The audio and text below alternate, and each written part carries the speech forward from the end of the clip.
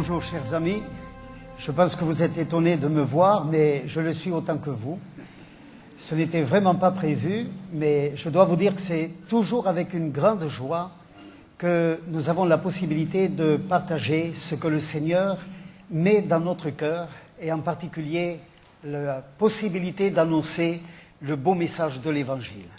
Avant même d'ouvrir la parole de Dieu, et puisque c'est la première fois cette année que je suis parmi vous, je me permets, avec mon épouse, de vous présenter nos meilleurs vœux dans le Seigneur. Parce que ce qui est le plus important dans la vie, c'est d'être béni du Seigneur, d'être sous son regard d'une manière permanente, constante, de pouvoir aussi quotidiennement compter sur lui et sur son secours. Et nous savons qu'il est un refuge pour tous ceux qui le craignent, et tous ceux qui s'appuient sur lui ne sont jamais dans la confusion. Donc mon désir le plus cher, c'est que Dieu vous bénisse au-delà de tout ce que vous pouvez souhaiter ou espérer. Ceci étant dit, je vous propose une lecture dans l'évangile de Jean. Évangile de Jean, au chapitre 4.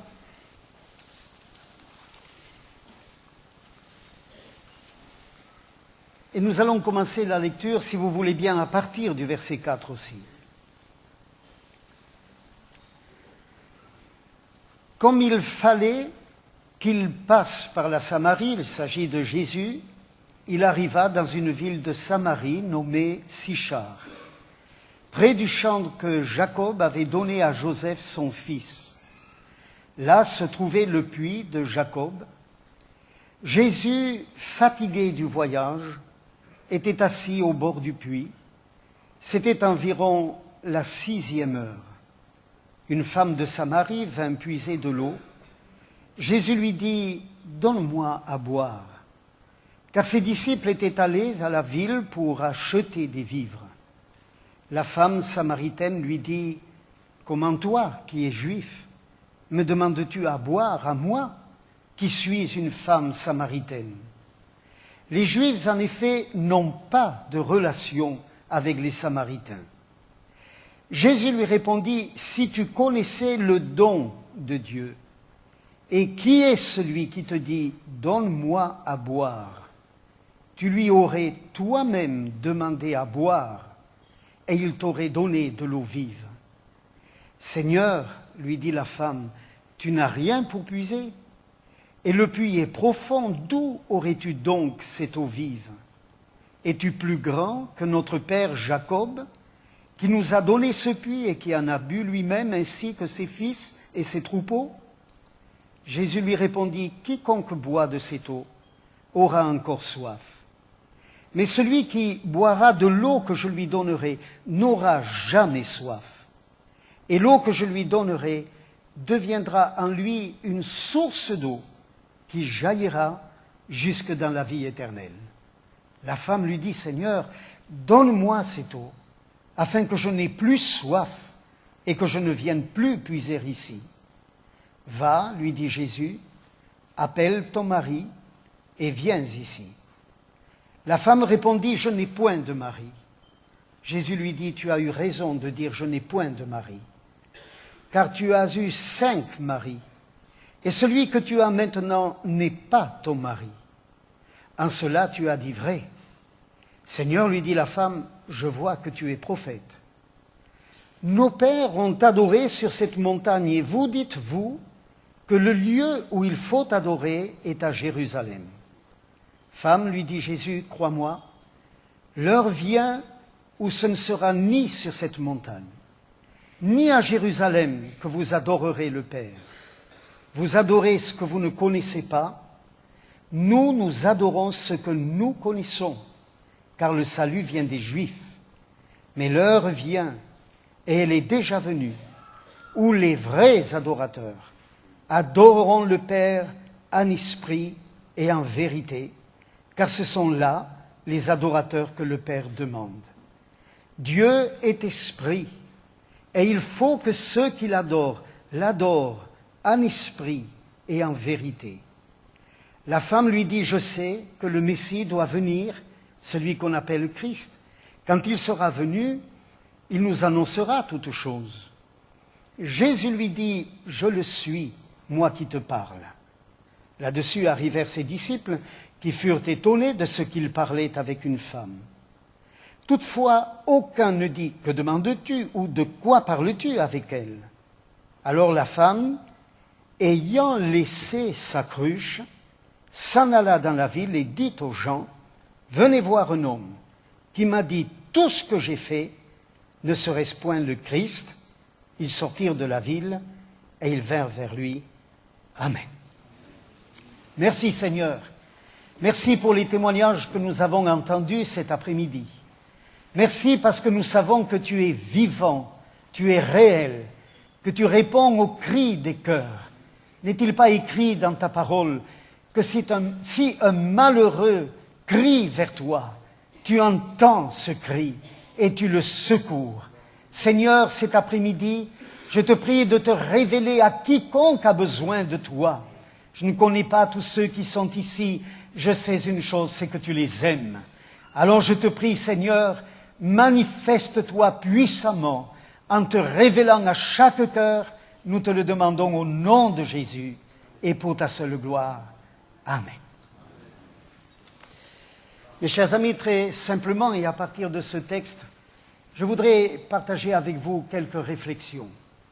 La première chose qui saute à mon esprit en lisant cette portion de l'Écriture, c'est l'impératif qui est mentionné au travers de ce verbe. Comme il fallait que Jésus passe par la Samarie. Pourquoi était-il obligé que Jésus passe en Samarie? La Bible nous permet de savoir d'où il venait. La Bible nous permet aussi d'avoir la révélation de l'endroit où il allait. Certainement que c'était le chemin le plus court. Mais quant à l'obligation de passer par là, alors je vais vous dire ouvertement, non, il n'y en avait aucune. Surtout que, dans le texte que nous avons lu, il y a un verset où il est dit qu'entre les Juifs et les Samaritains, il n'y a pas de bonne relation.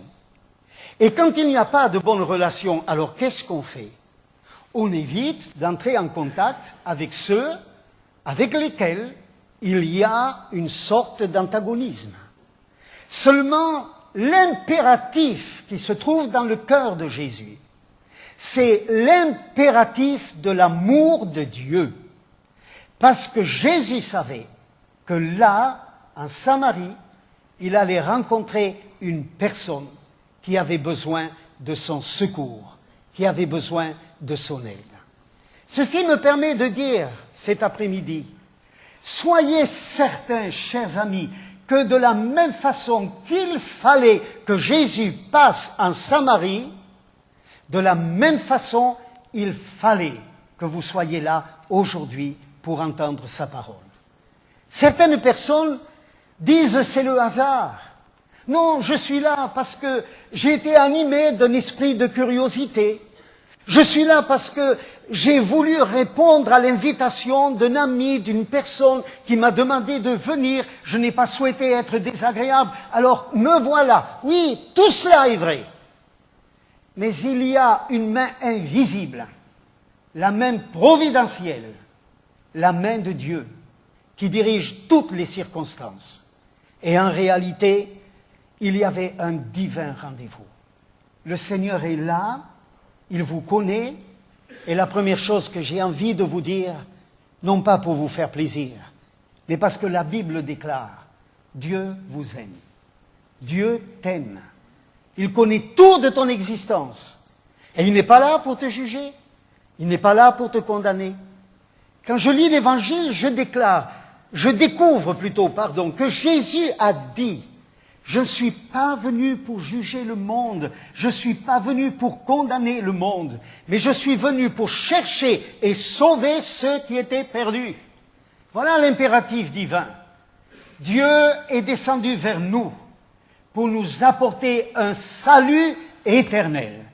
Combien mon cœur vibre de joie quand j'entends des témoignages comme nous avons pu entendre, et en particulier l'un d'entre eux qui disait « Il m'a comblé ». Ça veut dire « J'ai été désaltéré et je suis satisfait ». Voyez-vous, Jésus donc est arrivé dans cette ville de Samarie et la Bible ajoute ceci, voilà une deuxième réflexion, Jésus fatigué du voyage. Alors permettez-moi de m'arrêter là un instant. Comment lui, le Fils de Dieu, créateur du ciel et de la terre, lui qui m'a formé dans le sein maternel, lui dont la Bible déclare qu'il est le Tout-Puissant, lui, fatigué du voyage? Mais comment cela peut-il se faire? La seule réponse, c'est que l'amour de Dieu, eh bien, l'a poussé à renoncer à ses prérogatives divines pour un temps. Et il a accepté de prendre une nature semblable à la nôtre pour connaître tout ce que nous pouvons connaître ici-bas sur la terre. La Bible dit au sujet de Jésus qu'il a été tenté comme nous en toutes choses. La différence avec nous, c'est que nous sommes tombés. Et lui n'a jamais succombé au péché. Mais Jésus a connu la souffrance. Jésus a connu la fatigue, la preuve. Ce n'est pas moi qui le dis, c'est la Bible qui l'affirme. Jésus a vécu comme un simple homme. Une occasion pour moi de répéter avec une grande force, c'est vrai. Jésus a été comme un simple homme ici-bas sur la terre, mais en même temps, il est le Fils de Dieu. Et ceci, nous le disons avec force, parce s'il n'était pas Dieu, alors il n'y aurait pas de possibilité de salut pour nous. Fatigué, homme, pour nous comprendre, pour savoir ce qui se passe à l'intérieur de nous-mêmes, pour saisir pleinement toutes les peines que nous-mêmes nous pouvons connaître, mais en même temps, Dieu Tout-Puissant, pour nous libérer et nous affranchir de tout ce que le péché peut produire dans notre vie et dans notre cœur. Et je m'empresse de dire, voilà pourquoi Jésus est le meilleur des amis. J'ouvre mon cœur pour vous dire un jour, une dame à la fin d'une réunion comme celle-ci m'a dit, monsieur, c'est beau Jésus, c'est merveilleux d'entendre parler de lui. Mais je n'ose pas m'adresser à lui, parce qu'il est si grand, si élevé. Vous comprenez, il est Dieu. Alors je préfère passer par un autre intermédiaire qui peut mieux nous comprendre, par un autre canal. Et bien entendu, je le dis ici comme cela entre parenthèses, mais vous vous doutez certainement de qui il s'agit. Elle m'a dit, la Vierge Marie est plus près de nous. Je lui ai dit, non, madame. Car Jésus volontairement s'est fait homme pour connaître tout ce que nous pouvons connaître. Et il n'y a personne qui puisse être plus près de nous que Jésus. C'est en lui que nous avons la vie, le mouvement et l'être.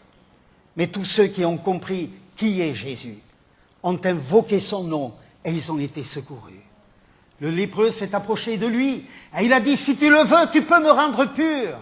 Le paralytique a été délivré par lui. L'aveugle a recouvré la vue. Le sourd a trouvé l'ouïe. Seulement Jésus peut faire cela. Il est plein de compassion, plein de miséricorde. Il est tout près de nous. Il est descendu ici-bas sur la terre pour nous tendre une main secourable et nous réconcilier avec le Père. Quand j'ai entendu le frère tout à l'heure dire, en découvrant Jésus, il m'a fait connaître le Père. J'ai bien compris ce qu'il voulait dire. Nous avons un Dieu plein de compassion, plein de miséricorde, un Dieu fort, puissant, mais un Dieu saint qui a en horreur le péché. Et c'est la raison pour laquelle il a envoyé son Fils, lequel a pris notre place sur la croix. Et le sang qui a coulé sur la croix a seul le pouvoir de nous laver et purifier de tout péché. Je reviens donc à mon texte, dont nous trouvons un Jésus poussé, pressé par l'amour de Dieu, un Jésus qui connaît ce qu'est la souffrance de l'être humain. Il est assis sur la margelle de ce puits, et tout à coup, la Bible me dit, une femme s'approche. C'est une Samaritaine. Il est précisé, c'est la 6e heure. Et une petite note dans ma Bible, comme dans la vôtre certainement, me dit la 6e heure, cela correspond à midi. Alors je pose la question. Vous, mesdames, est-ce que vous iriez à midi chercher l'eau pour préparer le repas? C'est-à-dire au moment même où il faut pratiquement se mettre à table? Pourquoi cette femme a-t-elle choisi de venir à une heure si tardive?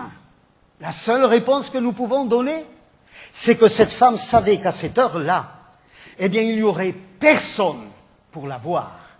Elle se trompait. Nous nous imaginons parfois que personne ne nous voit. Moi, je voudrais vous dire cet après-midi, Dieu te voit. Le Seigneur te connaît, comme il connaissait cette femme. Et pourquoi ne voulait-elle rencontrer personne? C'est facile de comprendre. La Bible nous dit que sa vie était si dissolue. Avez-vous remarqué? C'est assez exceptionnel quand même, vous en conviendrez. Une femme qui a eu 5 maris.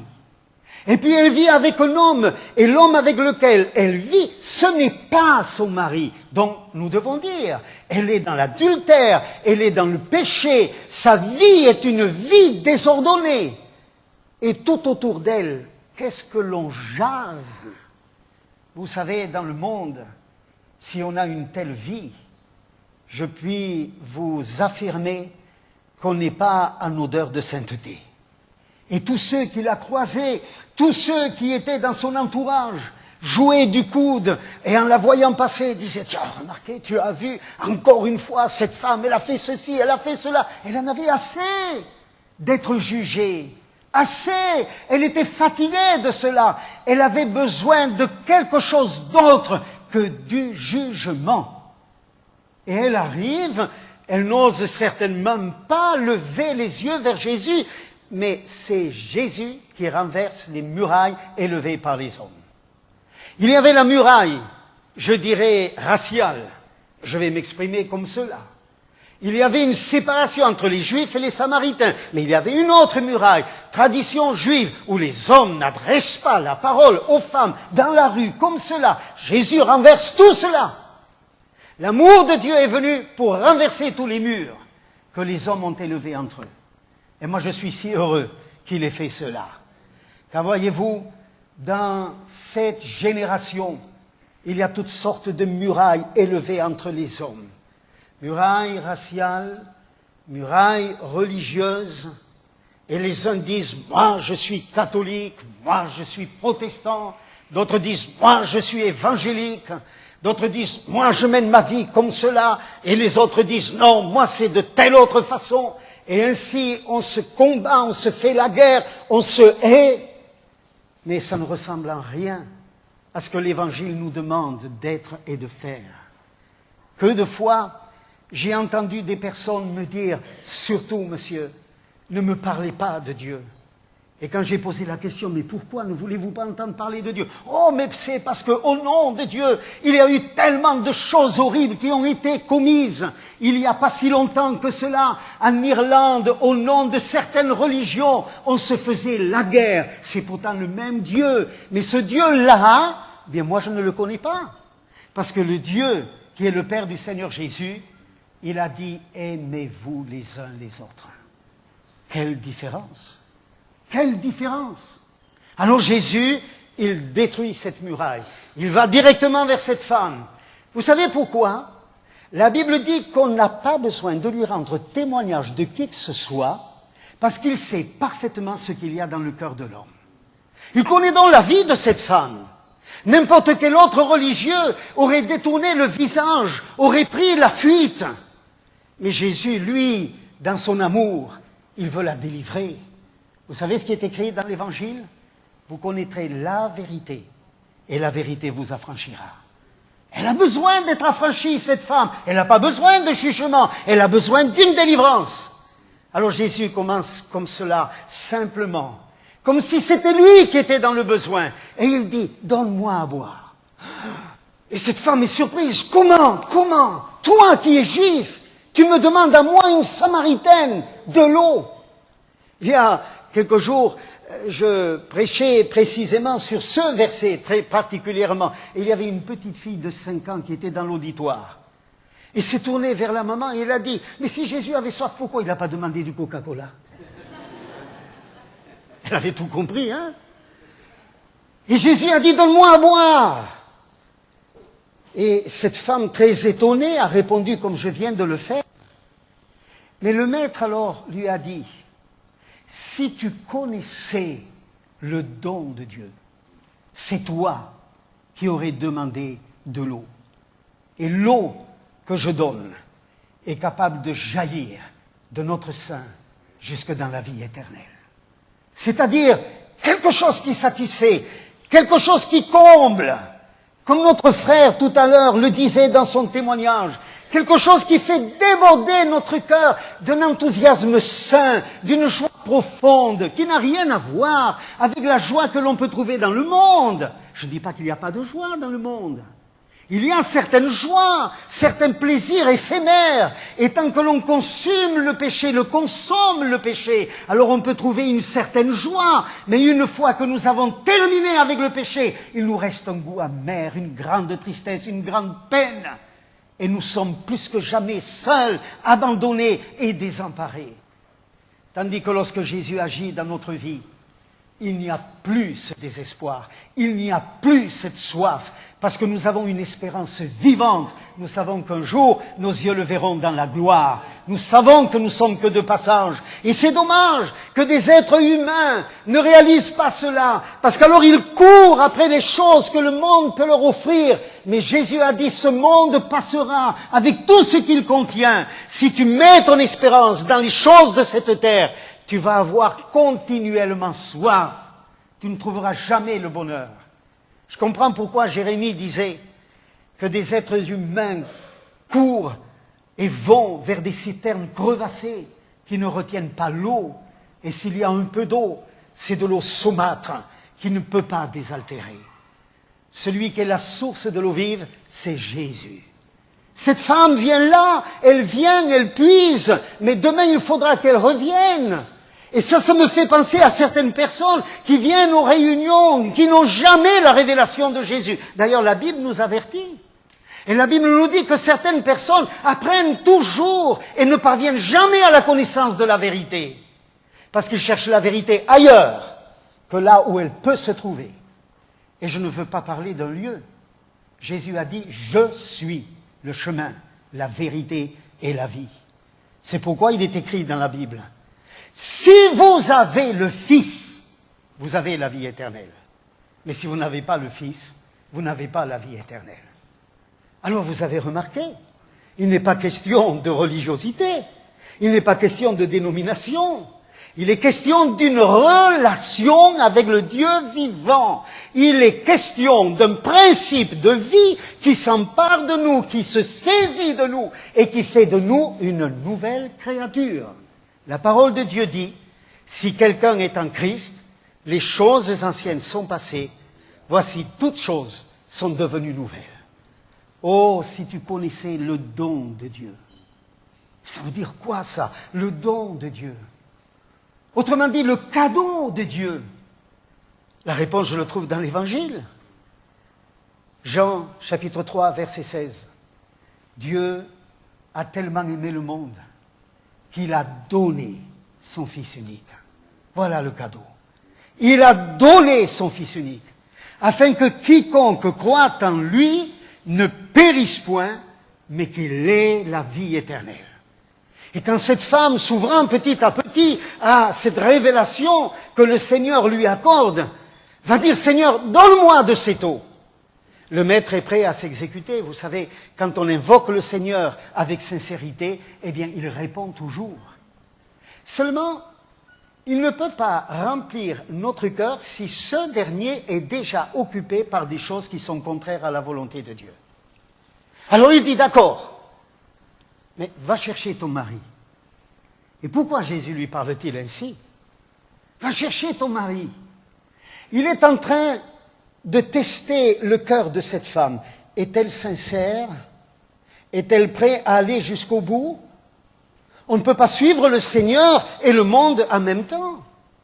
On ne peut pas suivre les exigences du Seigneur Jésus et s'y soumettre tout en étant contrôlé par des principes mauvais, impurs et souillés. Il n'y a pas de cohabitation possible entre les ténèbres et la lumière.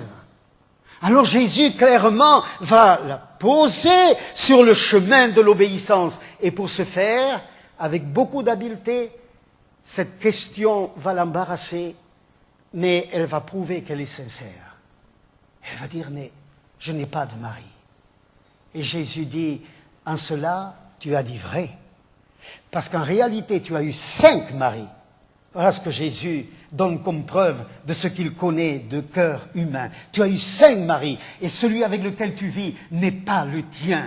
Alors c'est une réalité. Et pourquoi Jésus l'a abandonné sur ce terrain? Ah, écoutez mes amis, j'ai ici quelque chose de très important à vous dire. La Bible clairement dit ceci.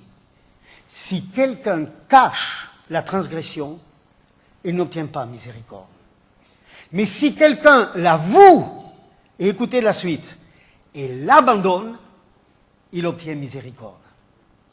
Dieu pardonne, non pas à celui qui cache. On ne peut pas jouer à ce jeu avec le maître. Dieu est capable de secourir, à condition que nous soyons vrais.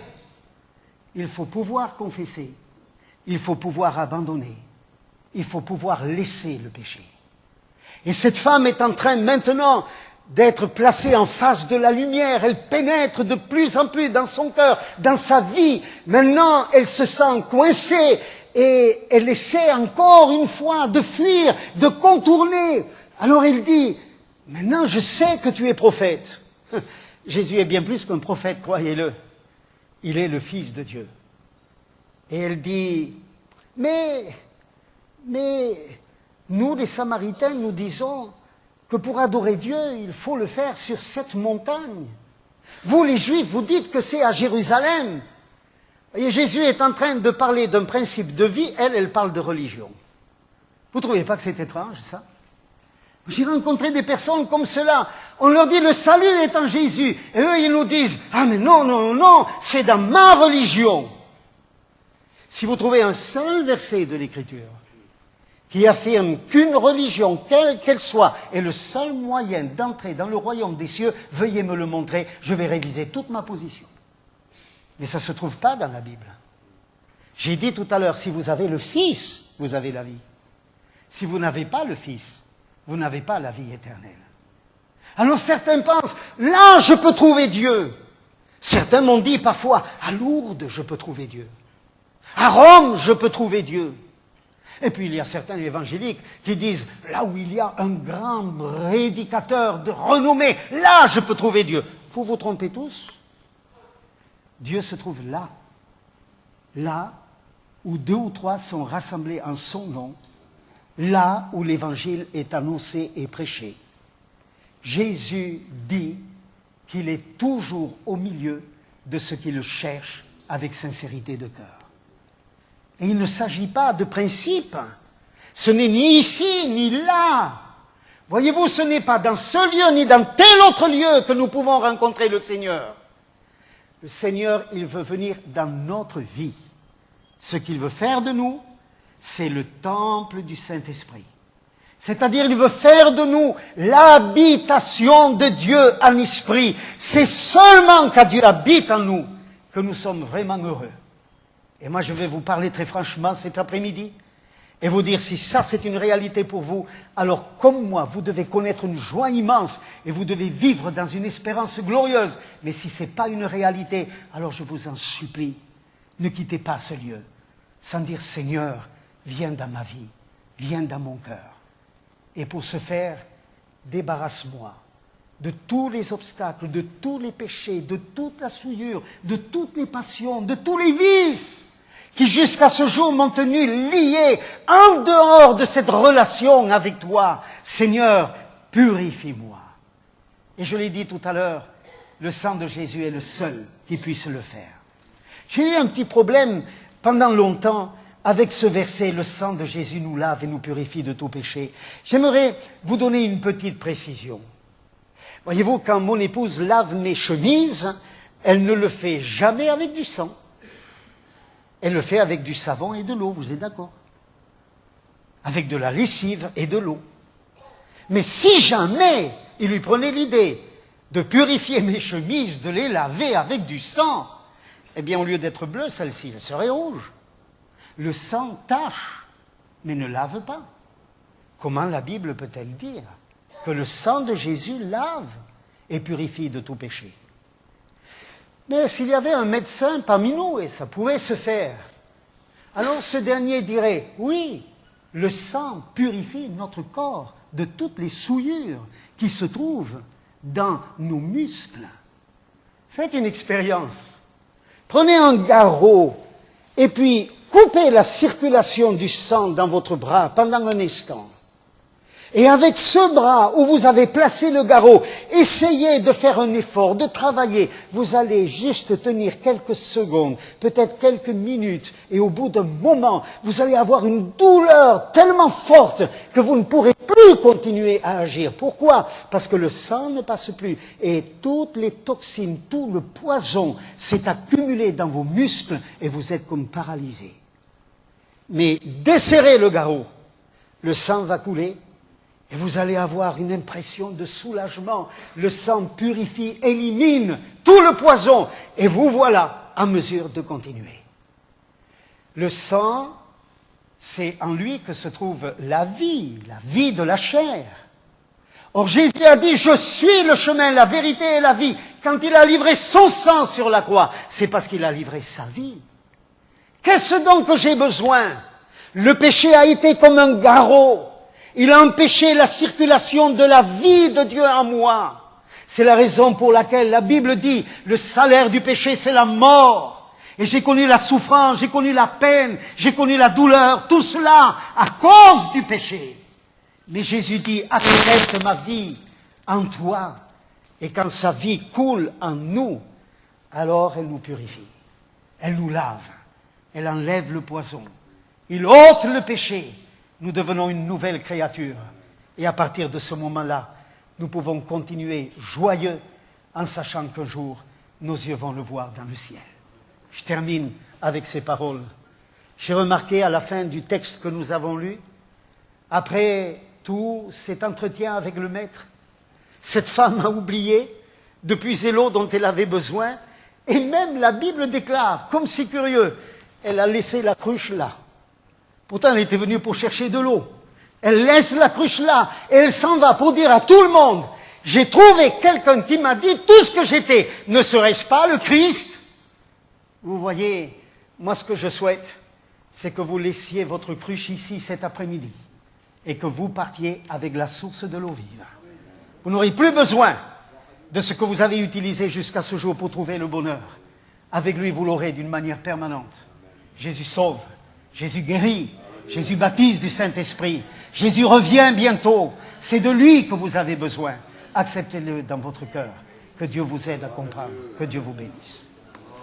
Seigneur, je te supplie que ce que nous ne pouvons pas faire par notre vocabulaire ou notre discours, tu puisses l'accomplir par l'action de ton esprit. Seigneur, si quelqu'un a entendu ta voix et intérieurement crie vers toi cet après-midi, alors je te demande de venir à son secours. Sauve, guéris, délivre. Mon Dieu, je te confie tous ses amis et je m'attends à l'action de ton esprit. Loué sois-tu pour ce que tu as fait et ce que tu feras encore. Au nom de Jésus. Amen.